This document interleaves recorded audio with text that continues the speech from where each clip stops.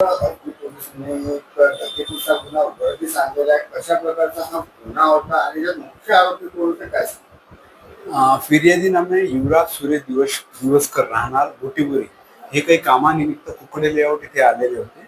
तर ते कुकडे लेआउट इथे उभे असताना अचानक 4 ते 5 मुलं त्यांच्याकडे आले व त्यांच्या गळ्याला चाकू लावला व चाकू लावून त्यांच्या जवळची एक अंगठी, ब्रेसलेट आणि गळ्यातली चेन, सोन्याची चेन व दुचाकी हे त्या 4 ते 5 मुलांनी ताब्यात घेतली व एक 4 व्हीलर स्विफ्ट गाडी बोलवून यांना त्या गाडीत टाकून त्यांच्या घरी नेलं आणि घरून सुद्धा काही जे ठेवलेली रक्कम होती हे यांना धाक, भीती व दहशत दाखवून यांच्याकडून घेण्यात आली. असा एकूण मोटरसायकल, चेन, हातातली अंगठी व ब्रेसलेट व घरून घेतलेली काही नगदी रक्कम असा 4,25,000 रुपयाची हा दरोडा डकॅती त्यांच्या विरुद्ध करण्यात आलेली होती. तर पोलीस ठाणे अजनी येथील डीबी पथकाने कंटिन्युअसली सर्व सीसीटीव्ही फुटेज पाहून आणि हे यातले आरोपी निष्पन्न केले. तर यामधील जे 2 आरोपी होते हे रेकॉर्डवरचे होते. त्यामध्ये रोशन उर्फ भावेश राजेश्याम वरखडे व दुसरा होता गौरव पंकज रगडे.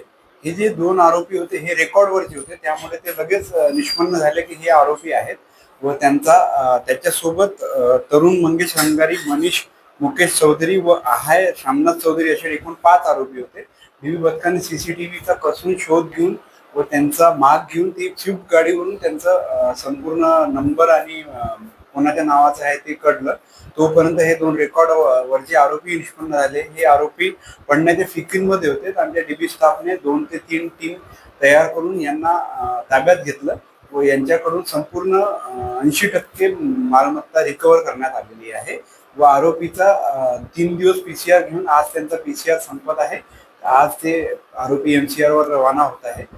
सदर कारवाईमध्ये आमचे माननीय पोलीस आयुक्त श्री सर्वेंद्र कुमार सिंगल साहेब, अप्पर पोलीस सहपोलीस आयुक्त श्री नवीनचंद्र रेड्डी साहेब, अप्पर पोलीस आयुक्त दक्षिण विभाग श्री वसंत परदेशी साहेब आणि त्याचप्रमाणे आमचे सहाय्यक त्याचप्रमाणे पोलीस उपायुक्त श्रीमती रश्मिता राव सर, सहाय्यक पोलीस आयुक्त श्री नरेंद्र हिवरे सर यांनी मार्गदर्शन केले व त्यांच्या मार्गदर्शनात कोणी गुन्हे श्री प्रभाकर कवाडे, डीबीचे पोलीस उपनिरीक्षक संतोष वाघमारे, पोलीस उपनिरीक्षक सिद्धांत मस्के, त्यानंतर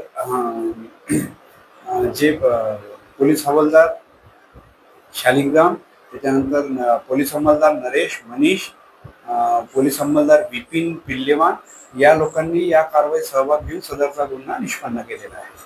मुख्य कारण ह्या दरोड्याचा काय होता, काय समोर आलेला आहे आणि याच्यावरचे किती आरोपी हे अपराधी प्रवृत्तीचे काय सांगा?